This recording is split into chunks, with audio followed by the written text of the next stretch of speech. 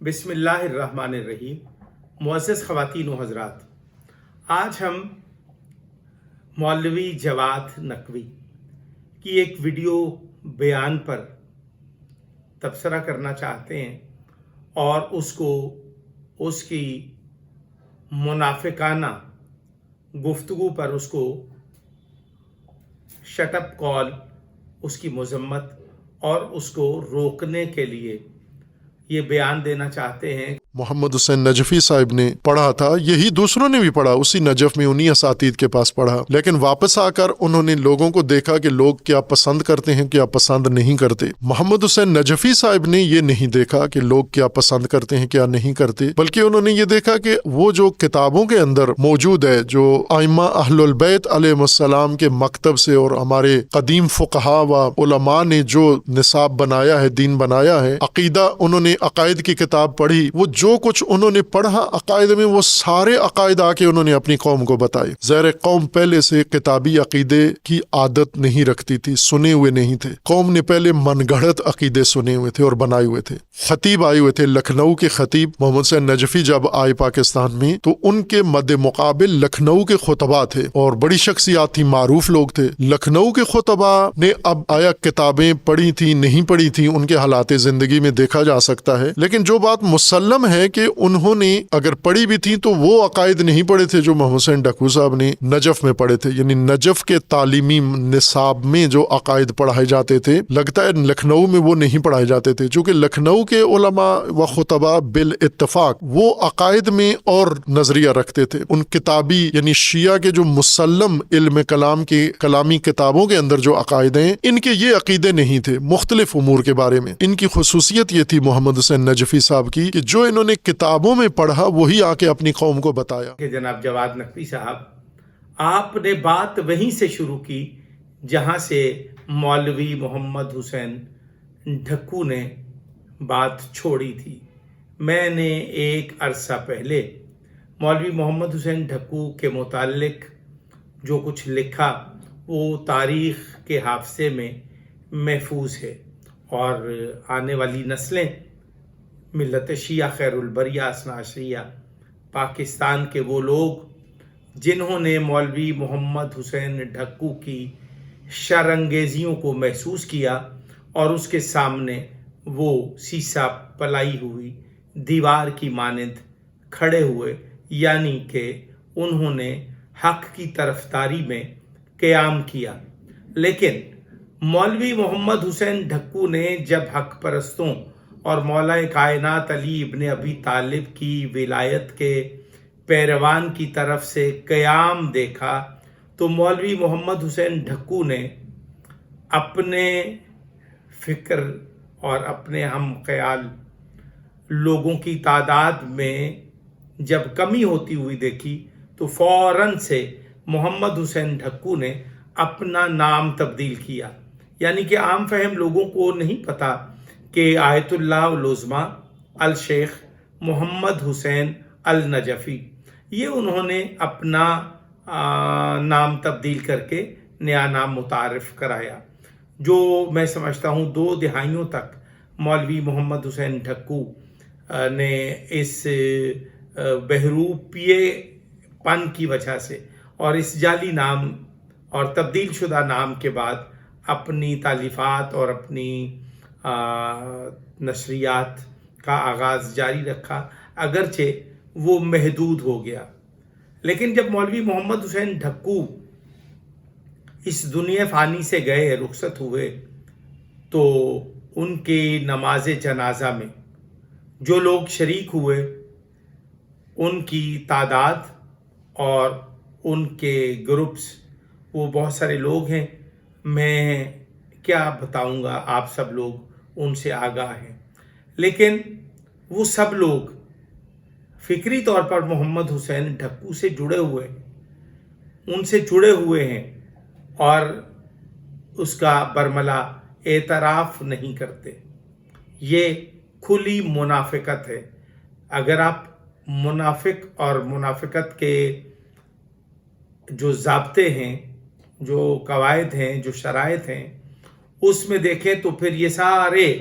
محمد حسین ڈھکو کے پیروان جو ہیں وہ منافق قرار پاتے ہیں، از روئے شریعت، از روئے فرمان پیغمبر برحق رسالت مآب صلی اللہ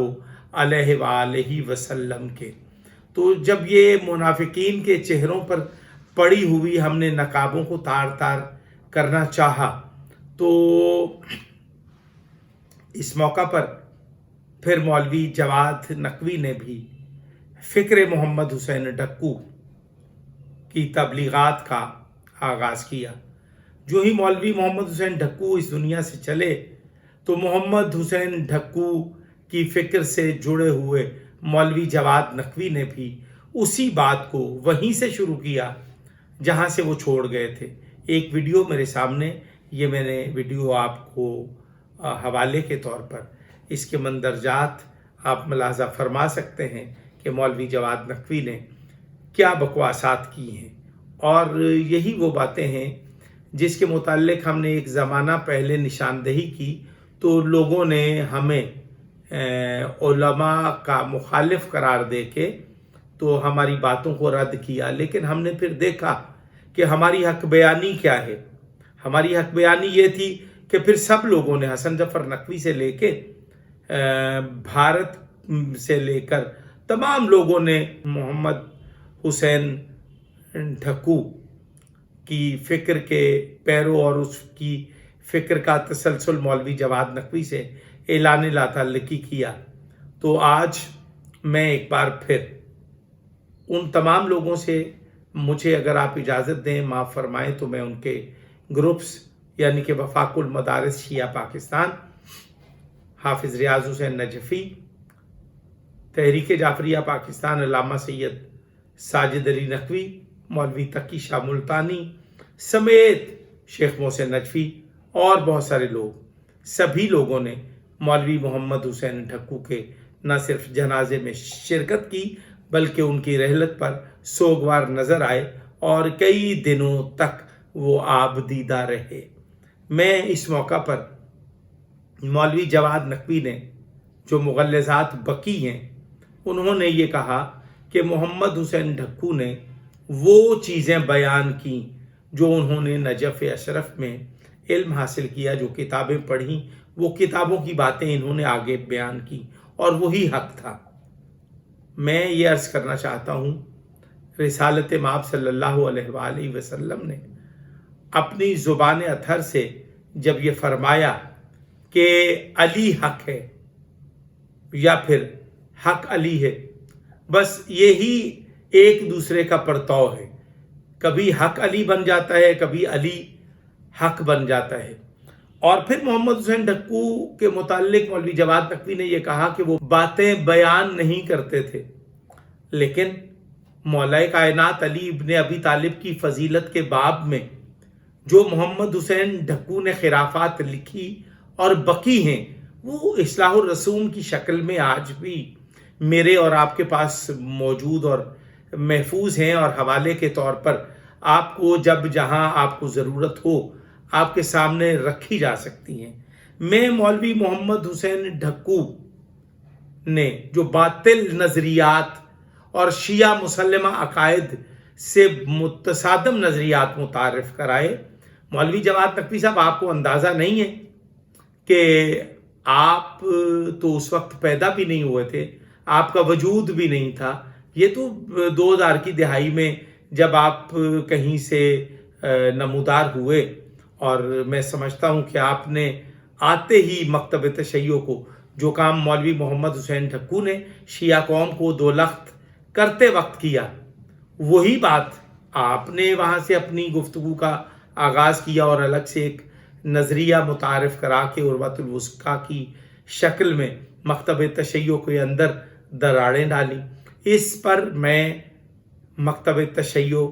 ملت شیعہ خیر البریہ اثنا عشریہ پاکستان کے ذمہ داران سے مطالبہ کرتا ہوں، گزارش کرتا ہوں کہ آپ مکتب تشیع کے اندر چھپی ہوئی ان کالی بھیڑوں پر کڑی نگاہ رکھیں اور ان کے بہروپیے پن، یعنی کہ کبھی وہ مولا کی بات کرتے ہیں اور ساتھ ہی وہ پھر مولا کی بات شروع کر کے جب لوگ متوجہ ہوتے ہیں تو پھر وہیں پہ مولا کی فضیلت کی نفی کر کے خود سے اس جگہ پہ براجمان ہوتے ہیں، پھر اس جگہ پہ خود کو بنا کر پیش کرتے ہیں، یعنی کہ نیابت امام میں یہ لوگ اپنے آپ کو بیان کرتے ہیں۔ میں صرف یہ کہنا چاہتا ہوں کہ شیعہ مسلمات کا انکار ہی باطل نظریات پر کاربند ہونا ہے۔ از راہ کرم شیعہ قوم کو کمزور کرنے کے لیے، شیعہ قوم کو میں دراڑیں ڈالنے کے لیے آپ اپنا کردار ادا کرنے سے باز رہیں۔ میں سوشل میڈیا ایکٹیویٹیز کا بھی ان سے امید رکھتا ہوں کہ وہ حق اور باطل کے درمیان خط امتیاز قائم کرتے رہیں گے۔ باطل نظریات وہ بہروپیے بن کے کبھی مولا کی بات شروع کریں گے اور حرف آخر کے طور پر محمد حسین ڈھکو کے باطل نظریات کو معصومین کے فرامین کا لبادے میں لپیٹ کے ایک نیا پیرہن دے کے، ایک نئی شکل دے کے، اس کو ماڈریٹ دین کا نام دے کے جب وہ بات کرتے ہیں تو میں سمجھتا ہوں یہی مکتب تشیع کے مسلمہ عقائد میں نقب زنی کا ان کا ایک طریقہ واردات ہے جس کی ہم مذمت کرتے ہیں، اور ہم امید رکھتے ہیں کہ مولوی جواد نقوی کی اس سوشل میڈیا کی جو ٹیم ہے ان کو منہ کی کھانا پڑے گی۔ مکتب تشیع کے نوجوان جو ہیں وہ کتاب سے متصل ہیں اور وہ لکھنوی تہذیب کے تربیت یافتہ علماء سے کسب فیض حاصل کرتے ہیں اور علوم محمد و آل محمد سے جڑے ہوئے ہیں، اور ہمارا جو مرکز اور مدار ہے وہ کربلا ہے، اور ہم کربلا سے ایک لمحے کے لیے بھی غافل نہیں ہیں۔ غدیر سے کربلا تک کا جو سفر ہے یہی ملت شیعہ خیر البریہ اثنا عشریہ پاکستان کا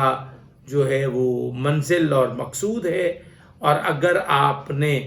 غدیر سے لے کے کربلا تک کا انکار کرنے کی کوشش کی تو میں سمجھتا ہوں آپ کو منہ کی کھانا پڑے گی۔ صاحبان ممبر سے میں گزارش کروں گا کہ وہ ماضی کی کوتاہیوں اور غلطیوں سے سبق سیکھیں اور آئندہ وہ اپنی عملی زندگی میں سنجیدگی لے کے آئیں، اور ان صاحبان محراب سے اور ان نام نہاد قائدین سے آپ دور رہیں، اور خوشنودی معصومین کے لیے آپ برسر منبر ایسے بیانات فرمائیں جو آنے والی نسلوں کے لیے ایک حوالہ، نمونہ اور مثال کی حیثیت رکھتے ہوں۔ السلام علیکم ورحمۃ اللہ وبرکاتہ۔